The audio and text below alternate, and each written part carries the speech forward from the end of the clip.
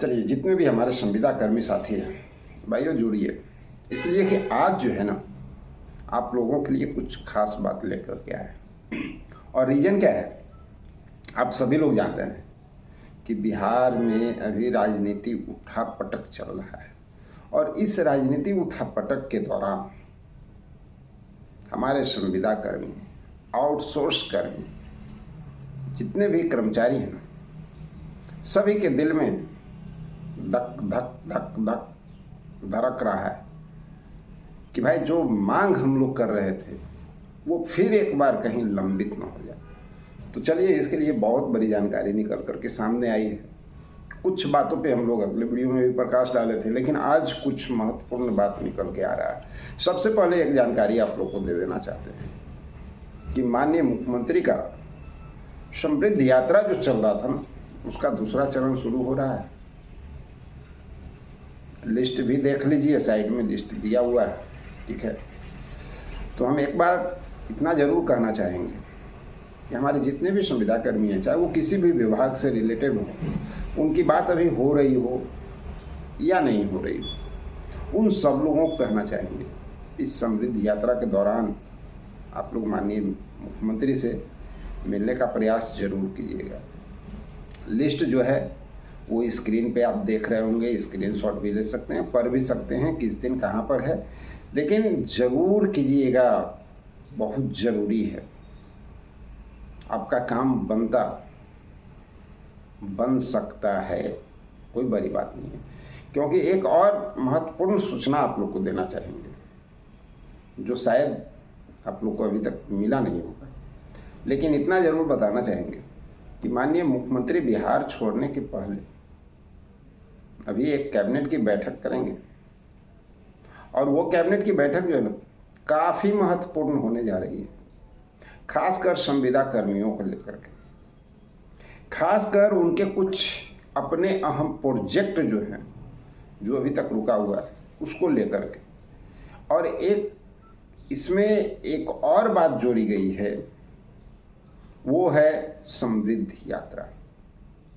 इस समृद्ध यात्रा के दौरान जो शिकायतें मिली हैं, जिस पे काम होना भी बच रहा है और माननीय मुख्यमंत्री उस पर ध्यान दे रहे हैं, उसमें बहुत सारे ऐसे काम जिसको पूरी तरह से कैबिनेट से मंजूरी देने के बाद कंप्लीट किया जाएगा। और जान लीजिए, अपने हाथ में बागडोर रहते पीरियड में ही आपके सीएम महोदय माननीय नीतीश कुमार जी अपने हाथों से ये सारे काम को करके निकलने वाले हैं।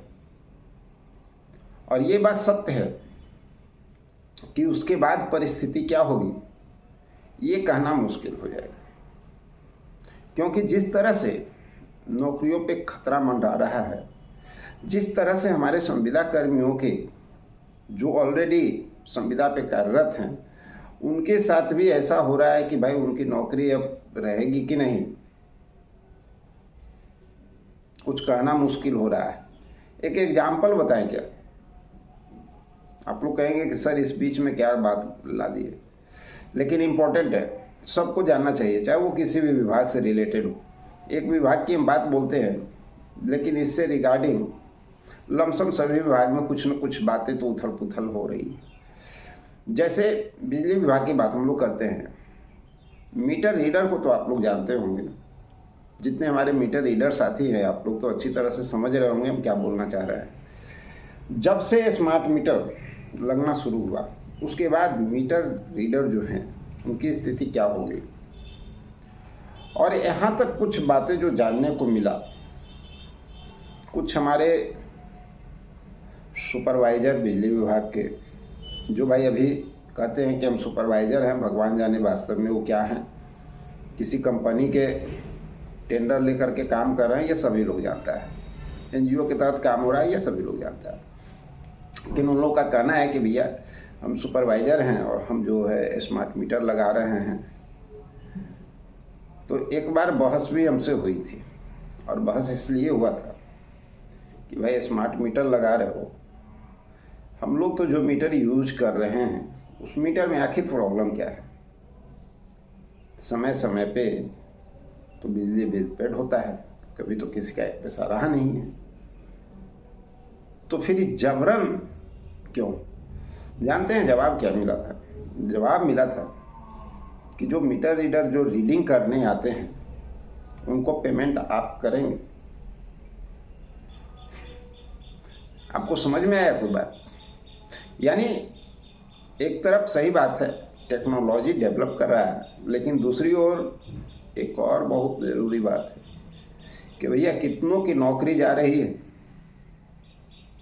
वो सुपरवाइजर महोदय को तो लगा होगा कि हम बहुत अच्छी बात बोले, लेकिन एक बात बताइए साथियों कि जिन लोगों का नौकरी जा रहा है, जिन लोगों के पेट पे लात पड़ रहा है, जिन लोगों के परिवार के साथ खिलवाड़ किया जा रहा है, अगर वही कंडीशन वो सुपरवाइजर साहब के साथ नहीं हो सकता है क्या? या किसी और के साथ नहीं हो सकता है? टेक्नोलॉजी दिन प्रतिदिन बढ़ रहा है, एआई जिस तरह से हावी हो रहा है ना भैया, कल के डेट में आपके लिए भी खतरा है, जान लीजिए। इसलिए दूसरे की नौकरी को बचाने का प्रयास कीजिए, को बर्बाद करने का नहीं। तो बताना चाहेंगे आप लोगों को ये सारी बातें हैं, इसलिए हम बताना चाह रहे हैं कि देखिए अभी एक वक्त है, माननीय मुख्यमंत्री नीतीश कुमार जी विगत 20 वर्षों से जो काम किए हैं ईमानदारी से बिहार को आगे बढ़ाने में, और हर एक समाज के हर एक व्यक्ति के तत्वों को जो है उन्होंने ध्यान रखा है। आप लोग देखे होंगे इलेक्शन के पहले बहुत सारे संविदा कर्मियों का मानदेय वृद्धि भी हुआ, और इलेक्शन के बाद बजट सत्र के दौरान लगातार जो है चर्चाएं भी चली।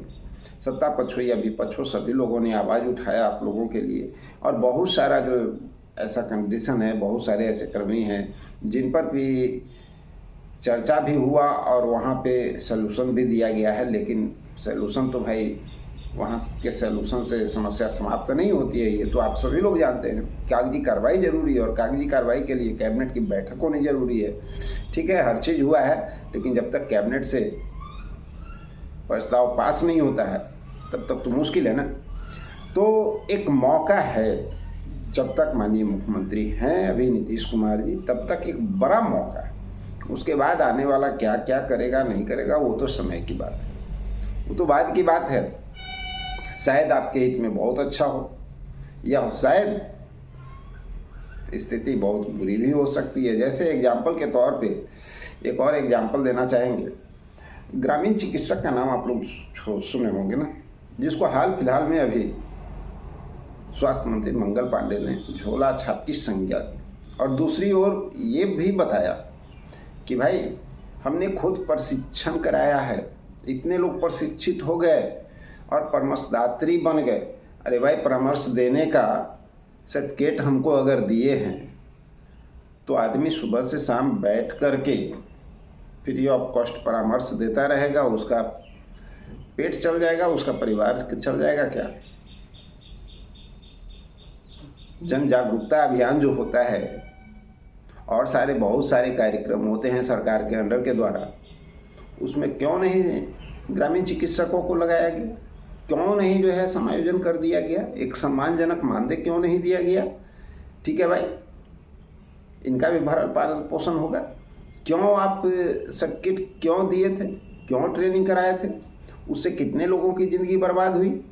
सभी लोग तो ट्रेनिंग इसी उम्मीद में किया ना कि चलिए भाई ट्रेंड हो जाएंगे तो सरकार जो है सर्टिफिकेट भी देगी और हमें जो है हमारा अधिकार भी देगी और हमें जीने का एक सहारा मिल जाएगा। सरकार गवर्नमेंट स्तर से जो है कहीं ना कहीं हमें सेटल कर देगा, समायोजन कर देगा, और जो है हम समाज सेवा जिस तरह से करते आ रहे हैं वो हम करते रहेंगे। लेकिन क्या हुआ? ठीक विपरीत परिस्थिति अभी सामने आ गई। तो देखिए, और लेकिन इतना याद होगा कि 20 साल तक माननीय मुख्यमंत्री रहे तो ग्रामीण चिकित्सकों पे कहीं कोई आँच नहीं आया था। उन्हीं के रीजन में ट्रेनिंग भी हुआ, सर्टिफिकेट भी मिला, लेकिन कभी उनके साथ कोई बदसलूकी नहीं की गई और उनके अधिकार से उनको वंचित नहीं किया गया था। तो इस तरह से ये कहना गलत होगा कि आने वाले समय में भाई बहुत अच्छे लोग बैठने जा रहे हैं, बहुत बुरे लोग बैठने जा रहे हैं, संविदा कर्मियों के लिए बहुत अच्छा होगा या बहुत खराब, ये तो समय बताएगा। लेकिन अभी वक्त है, इसलिए इस वक्त का फ़ायदा उठाना चाहिए सभी लोगों को। तो साथियों, मौका मत चुकिए। ये सेकेंड जो समृद्ध यात्रा चल रहा है उसमें आप लोग जहाँ तक हो सके माननीय मुख्यमंत्री से मिलने का प्रयास कीजिए, अपनी मांग पत्र को देने का प्रयास कीजिए। और जो हमारे ग्रामीण चिकित्सक हैं इनसे भी हम कहना चाहेंगे कि आप सभी लोग जहाँ जहाँ उनका कार्यक्रम हो रहा है ना, एक मांग पत्र दीजिए और डायरेक्ट फेस टू फेस उनसे बात करने का प्रयास कीजिए कि सर हम लोग के साथ ये दोगली नीति क्यों, हम लोगों के जीवन के साथ खिलवाड़ क्यों, और इस एज में हम कहाँ जाएंगे, ये बहुत इम्पोर्टेंट है साथियों। तो आज का वीडियो कुछ इस पर था आधारित, और बहुत जल्द जो है कैबिनेट की बैठक भी आप लोग की होगी, और माननीय मुख्यमंत्री के जाने के पहले कैबिनेट की बैठक होगी, तय मान लीजिए। और बहुत सारा जो जानकारी निकल करके आएगा वो सारी जानकारी लेकर के अगले वीडियो में मिलते हैं। जब तक के लिए जय हिंद।